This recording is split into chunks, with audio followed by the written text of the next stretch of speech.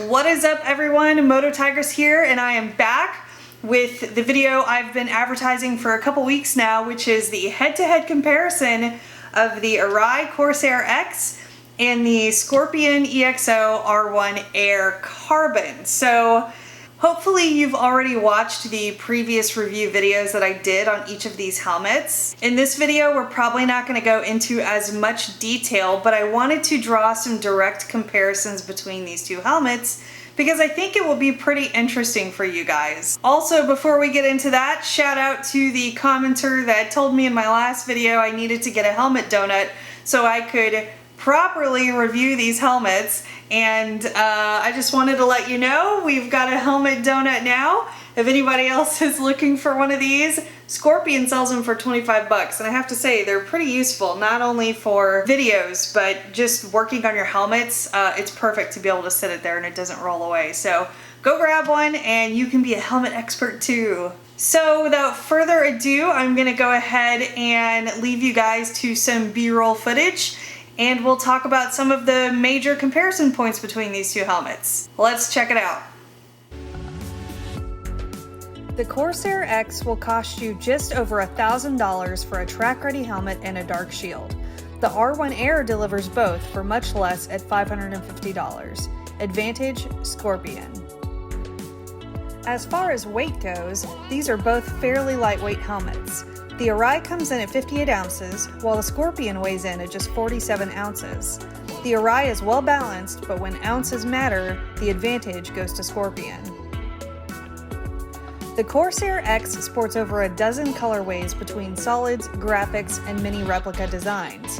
The R1 Air offers just 10 options and only one replica. Advantage: Arai. Both of these helmets provide excellent airflow and cooling to the rider. The Arai, however, has more vents and offers more adjustability to hone in on the perfect airflow. Even though the Scorpion keeps you plenty cool in the hot summer, the best helmet you can buy to maximize custom cooling is the Arai. The Arai offers more customization options for padding, shields, and shield accessories, such as the drop-down Pro Shade system. The Scorpion offers a small selection of shields and no custom pads in lieu of their air bladder system. Advantage: Arai. Both of these helmets control ambient noise very well. Their aerodynamic shapes, padding, shields, and air channels are both well designed with noise comfort in mind. However, with the Arai's many vents, the rider may experience brief increases in noise depending on head position and vent configuration. I find the Scorpion to have a slight advantage here. Overall comfort is a very subjective measure between riders, but I find both of these helmets to be extremely comfortable to ride.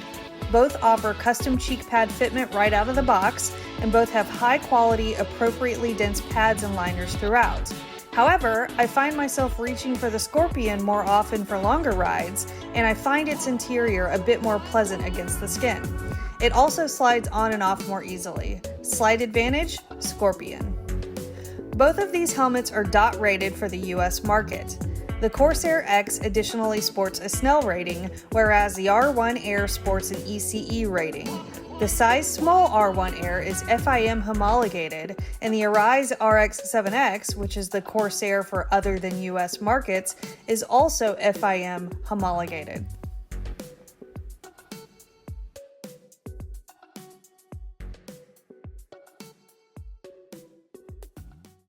Now, a couple other points that I didn't address in the B-roll footage. First of all is that the Scorpion has a fixed shape when it comes to the spoiler. So this is the shape that you're getting, and there's no way that you can really alter it. It's fixed to the helmet.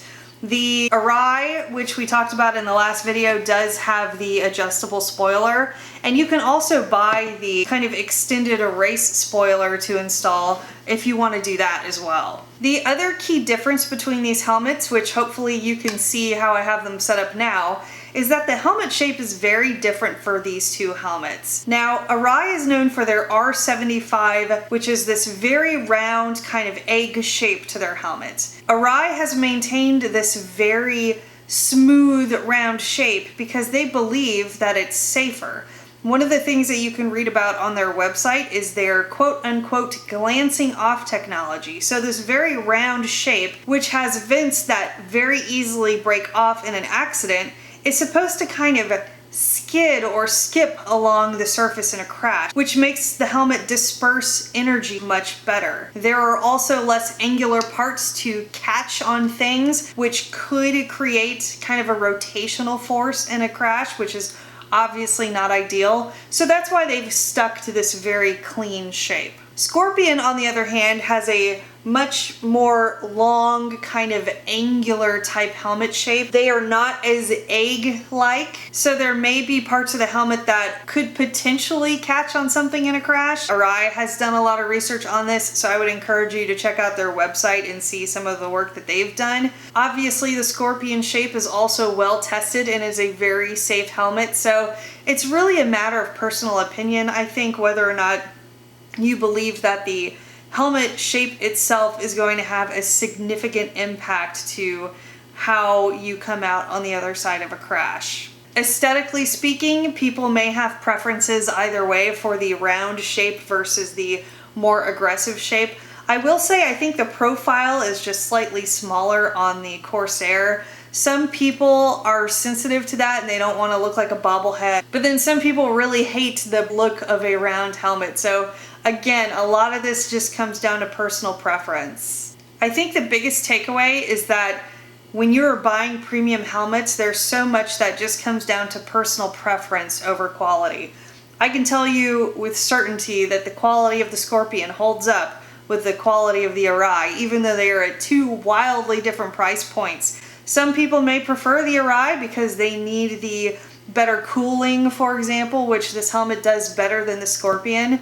But some people may not care that much. And if you are looking in a lower price point for whatever reason, you shouldn't feel distraught that you're getting less of a helmet, because this comparison clearly proves that there are helmets that can go head to head with the $1,000 helmets and absolutely hold their own. And I think the Scorpion absolutely holds its own. It has totally changed the way that I think about helmets and what you get for your money. And I would encourage you all to do your research before buying helmets and evaluate what your needs really are and see if there is something at a lower price point that meets your needs.